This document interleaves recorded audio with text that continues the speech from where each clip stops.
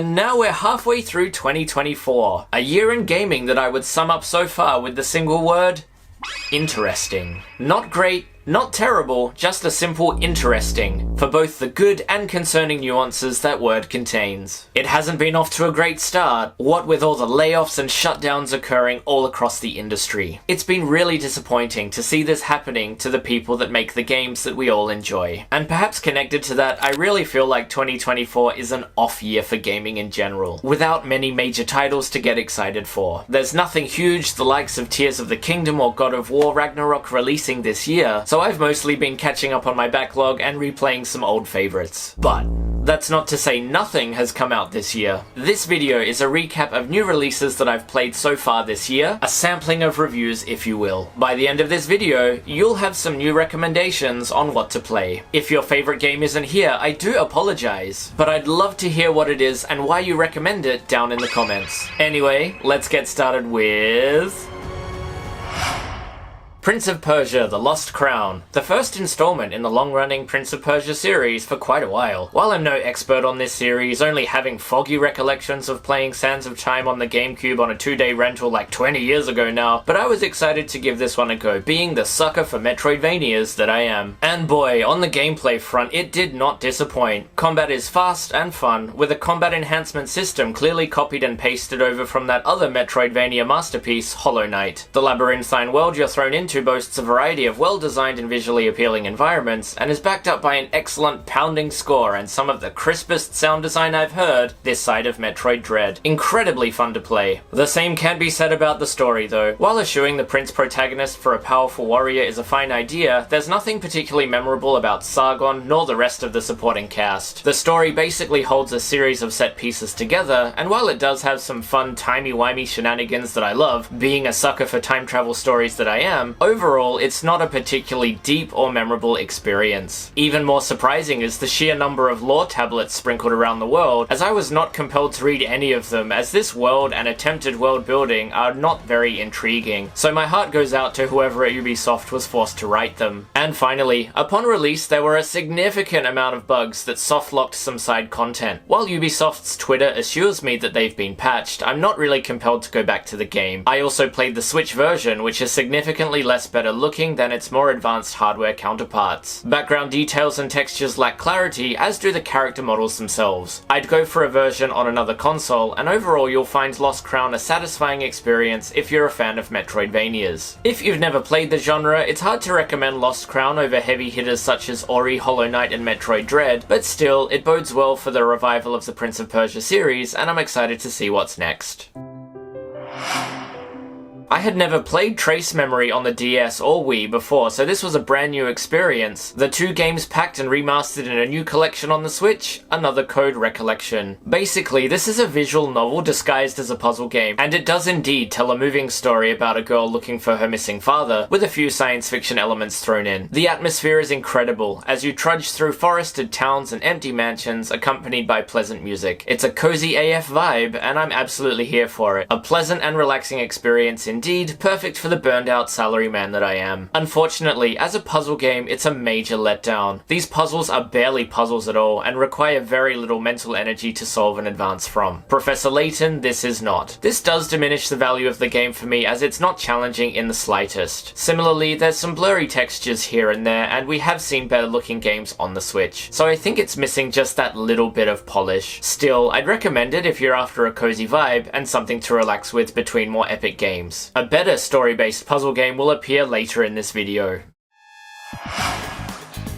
I have played Personas 4 and 5, but this was my first time interacting with any Persona 3 media, as I had held off in hopes of a remake, and here we are. As a relative newcomer going into the world of Persona 3, I had a great time, but it ultimately does not reach that high benchmark of Persona 5. While 3 Reload does integrate the design sensibilities of 5, what with its fun and dynamic battles, beautiful graphics, and top-notch voice acting and writing, it is still very clearly a remake of something old. It's an overall shorter and simpler experience than 4 and 5, which could be a good or bad thing depending on what you're after. I'm perfectly happy with a long RPG experience, so once I hit credits I thought, That's it? I wish the team had taken the opportunity to add more new content and flesh out the world a little more. While I'm not a returning fan, I'm sure returning fans would also like something new, even if that does make it a less authentic remake. Despite the grindy nature of battles only taking place in Tartarus, I didn't feel as bored by that as many people told me I would be, and was always excited to pick the game up. While the story was a tad short, it's ultimately a moving and memorable experience, what the Persona series is known for. Now that I've played 3, 4, and 5, I am feeling fatigued of all 3, and I can't wait to see Persona 6.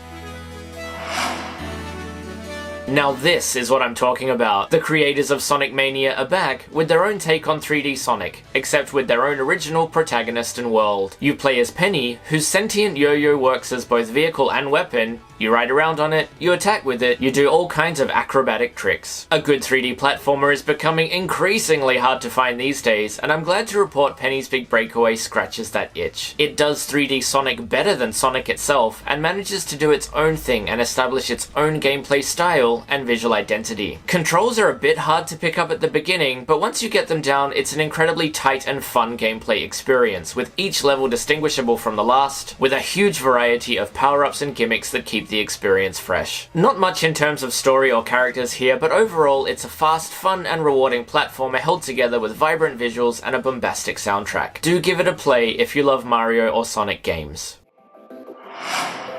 The Meteor DLC expansion for Splatoon 3 is here, in the form of a tower-ascending roguelike solo campaign. Roguelike Splatoon is not something I could have ever predicted, but boy did Nintendo pull it off here. You travel up the Spire of Order, with each floor randomized each time and power-ups rewarded for successfully clearing them. If you die, it's back to the start for you. Similar to Hades in that way, but with its own very Splatoon visual identity. While the story itself is not on the level of Splatoon 2's Octo expansion in terms of character and points for the lore, it's still a joy to play, especially with fan favorites Marina and Pearl making a return. The floors themselves are incredibly fun to clear, especially the harder ones you get the further up you go. There's also some new bosses which do some new things for the Splatoon franchise too. This is gold standard Splatoon content and a no-brainer if you love single-player Splatoon.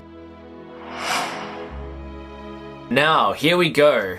I'd consider Final Fantasy VII Rebirth the first major release of 2024, and I did buy a PlayStation 5 just to play it. As the long-awaited follow-up to the superb 7 remake, Rebirth both hits and misses, with more of the former than the latter. The characters are so goddamn fun to use, with each one having a noticeably different playstyle during combat. My favourite was Barret. Using that big arm cannon of his feels so satisfying, but the sheer variety on display here means everyone will find their favourite to use. And the combat has never felt so precise and fine-tuned here in this style of RPG, so I would consider this an industry-leading standard in action RPG combat. And the bosses, lots of fun to be had here, especially as they get more challenging. And stepping out into the greater open world was a blast. Seeing places from the PlayStation 1 original reinterpreted for modern hardware was both nostalgic and yet felt so fresh. I especially liked the Costa del Sol region and the Golden Saucer, showing what this generation of hardware can do with environmental graphics. Some of it is really awe-inspiring, at least it was for me. As for what let me down, first is the overstuffing of minigames. While some are optional, some are required to finish side quest content and get that 100% completion. And it just keeps introducing new mini-games that involve complex strategy, which is fine, but when I'm playing an action RPG, I don't really want to get bogged down by that, having to learn a new gameplay style which amounts to only a couple of hours of side content. It's not like something like Tears of the Kingdom that introduces so much that is fresh and exciting, while not introducing new types of gameplay every 5 minutes. And the most egregious example in Rebirth is the Queen's Blood game, like a cross between chess and tabletop card games. Good on the developers for introducing something so complex, but as someone who wants to complete the story and see how the story continues after remake, or see how places from the PS1 original have been remade, I skipped over this entirely. Perhaps history will be kind to these minigames upon replay as the game ages, but with expectations and hype so high for this game, and especially this game's story, I felt that all the minigames did was get in the way. And finally, the story itself. While I really enjoyed the storytelling here and the the excellent writing of the characters. Without spoiling, some story beats did disappoint me a bit, especially towards the end. I've avoided all online discussion at this point actually, but I'm sure it's a contentious issue among the fanbase. You can't please everyone, so I am curious to see how the discourse of this trilogy evolves over the coming years. Anyway, if you loved Remake, it's a no-brainer, and Rebirth upholds and upgrades the quality and spirit of that game. My personal quirks aside, it is still an industry-leading action RPG.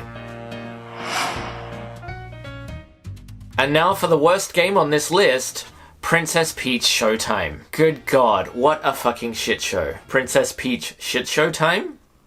Anyway, I should never have bought into the hype on this one, as I truly regret buying it. As Princess Peach's first leading role in a game for nearly 20 years, I was really excited to see what Nintendo would do, and it seemed like all the pieces were in place for success. But this game is nothing more than a quickly hobbled together mess of ideas that only exists to cash in on the popularity of the character following last year's Mario movie. That is the conclusion I've come to. While it's great that Peach has a variety of cute outfits like sword fighter, pastry chef, mermaid, and so on, each playstyle is only used in 3 levels each. And calling them a level is an understatement. They feel more like mini-games than actual levels. As soon as I found myself getting familiar with a certain playstyle, that was it. It was over, never to be used again. As soon as I felt, oh, this is a cool idea, it was over. The different playstyle concepts never amount to anything, and don't develop to a point where they are enjoyable. They really should have dialed back the number of playstyles here, as there are too many and all are used too sparingly. At least they're cute. The same can't be said for the game's world. Each so-called level takes place in an ugly, ugly stage play that looks like it was very quickly modeled. The stage play aesthetic does not come off as a creative decision, but rather a clever way to rush out a game with bland, ugly environments. The same goes for NPCs and enemies, which are the same round-headed, big-nosed model with just a little variation like a hat here and there. And I was excited for Peach to have her own nemesis finally, in the form of Grape, but she also amounts to nothing. A forgettable design with an even more forgettable final boss fight. Only a couple of months later and I can't remember it at all. I would strongly avoid getting this game, and if you have kids, I wouldn't even give it to them either. They'd be better off with something like the significantly better Mario Wonder, which gives you a much more fun playable Peach. This is a rare misfire from Nintendo in the last few years, and it feels more like a late-era Wii U game. I am honestly so shocked that this exists. And Princess Peach deserves much better than this. It's a game that will make you feel so stupid for buying it, so don't make the same mistake that I did. As someone with no plans to buy an Xbox Series, I was so glad that Hi-Fi Rush, the one game I wanted to play on it, was ported over to the PS5 this year, which made it all the more disappointing that the day I finished playing it, it was announced its developer Tango Gameworks would be shutting down, another victim of the tumultuous state of the gaming industry in 2024. And it's a damn shame because what's on offer here is stellar. As someone who loves action games like Bayonetta and Devil May Cry, this game is quite similar to those in terms of the flashy moves and combos you can pull off, with an added gimmick. Rhythm. All attacks ought to be performed on the rhythm of the beat to earn a better score and pull off flashier combos. This concept could only work if the game itself had good music, and it certainly does not disappoint on that front. The original OST is very rock-focused, and is some of the best game music I've heard in recent memory. It pairs well with occasional licensed songs that pop up in the game from the likes of Nine Inch Nails and The Prodigy. When Invaders Must Die by The Prodigy came on, it felt like a 14-year-old repressed memory surfaced again, and I found myself listening to that song again and again like I did back in 2010 when it was used in the trailer for Scott Pilgrim vs. the World. My silly and oddly specific memories aside, that film is also a great tonal comparison for this game, as it is also about a goofy and useless musician main character who is propped up by the smarter and generally better at everything people around him. While I'm getting tired of this trope in media, it's a pleasant if forgettable ensemble of characters and story. Still, the vibe is everything, and it's a crime we're not likely to get a sequel. Still, I think you should support this game because I'd love to see more original, exciting games like this. Not the infinite number of microtransaction-based competitive shooters the big companies keep pushing on us while shutting down genuinely creative studios like the one that made this game. Dunkey's Big Mode Games' first title lives up to its promise of being better than Halo 2 and Halo 3 combined. Animal Well is a superb Metroidvania that fits in comfortably in the legacy of this niche but fun genre. As a blob thrown into a pixelated maze, you are given no guidance what to do, but just explore and figure it out on your own. Once you get upgrades, the gameplay offers something new in the genre, with its floaty physics and weird way of gaining higher ground, which I won't spoil. A lot of unique stuff here, and it is such a vibe. While I feel 2D pixel art games are a bit old hat at this point, Animal World does do a great job of it, with environments oozing creepy yet beautiful atmospheric charm. The sound design is superb too, and you'll feel truly immersed in this underground labyrinth. The worst point I would say is its somewhat short length, especially for the first layer of the game. You can go back and complete the literal Easter egg hunt to fully maximize the game and see all the content it has, but it's a lot of legwork. You'll need to probably use an online guide, and you'll likely lose track of what you have and haven't done, so I gave up on that portion of the game. Maybe one day I'll go back and finish it, but I was satisfied with my 6-hour playtime of the main story. I love a lengthy Metroidvania, so Prince of Persia: The Lost Crown beats Animal Well in this aspect, but I would say Animal Well is the better one in terms of its uniqueness. I can't wait to see what's next from Big Mode Gaming, as this sets a high bar for the publisher. And the last game on this list, but certainly not the least, Lorelei and the Laser Eyes. Holy shit. Wow. Just what a game. You play as an unnamed woman sent to investigate an empty hotel, only to find dozens of locked doors and clues to open them scattered around. Now this is how you do a story-based puzzler. This game is essentially Professor Layton for grown-ups, with its ridiculously challenging puzzles and creepy, mature story. On those puzzles, they range from mathematical to visual to memory-based to language-based and so on. They make you feel like a total dumbass when you can't solve them, and then the smartest person in the world when you do. I understand puzzle solving isn't for everyone, but for me this was pure bliss. And these puzzles keep building on one another and connect to each other in unexpected ways, so I kept track of everything using a pencil and paper in a notebook, and took photos of the screen with my phone to reference maps quickly while I played. Learning this game feels like learning a language with all that's involved, and I haven't experienced anything this satisfying to play in the genre since 2016's The Witness. I was genuinely sad when it was over, because I wanted more damn puzzles to solve with everything that I had learned. And not content with puzzles themselves, the story is told in a similarly puzzling way. You basically have to piece it together yourself by reading documents and such strewn about the place. Open to a lot of interpretations to be sure, but Lorelei and the Laser Eyes does succeed in telling an important story. It makes grandiose statements on art, media, consumption, human nature, and religion with a Twin Peaks kind of vibe. It's rare for me to play a game and feel like I'm playing a work of art, but Lorelei and the Laser Eyes is definitely a good argument for the case of games being considered art. The only downside I could find was its control scheme, as it uses only directional inputs and a single button. I would have loved a back button when navigating menus, as you have to find the X on screen each time to close them, but it's hardly a game-destroying experience. Not sure why the developers went with this, but it's forgivable. Anyway, so far this has been my favourite game of the year. It might not be for everyone, but it's one of the most rewarding gaming experiences I've had in my life. Annapurna Interactive is definitely a publisher to watch, and I feel like they are becoming the A24 of gaming, with big offbeat hits like Stray, and now this. As I'm tired of the more generic stuff in the gaming landscape, I want more stuff like this. Anyway, go give Lorelei and the Laser Eyes a play, you won't regret it.